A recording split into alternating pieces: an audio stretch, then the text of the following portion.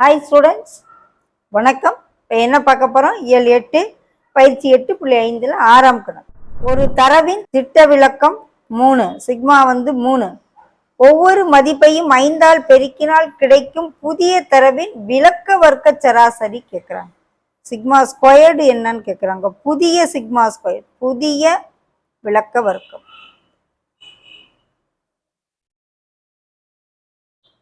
ஒவ்வொன்றையும் 3ஆல பெருக்குறாங்க அப்படின்னா ஒவ்வொரு மதிப்பையும்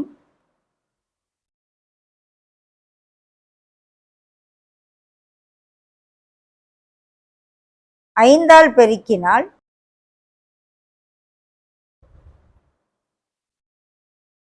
திட்ட விலக்கமும் என்ன ஆகும்?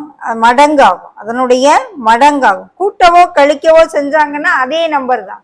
ஆனா பெருக்குனாங்கன்னா அந்த திட்ட விலக்கத்தை எதால பெருக்குறாங்களோ அந்த நம்பராலேயே பெருக்கி போகுது. 5 மடங்கு அதிகமாக போகும். 5ஆல் பெருக்கினால் புதிய திட்ட விலக்கம் 3 × 5 = 15. நம்மளை கேட்கறது விலக்க வர்க்க சராசரி கேட்குறாங்க. நம்மளை கேட்கறது என்னது? விலக்க வர்க்க சராசரி. அப்ப வர்க்கம் எடுக்கணும். விலக்க வர்க்க சராசரி. ஓகே. அப்ப சிக்மா ஸ்கொயர்ட் = 15 × 15 225. எங்க இருக்கு? இந்த இருக்கு. ஸோ விடை இ.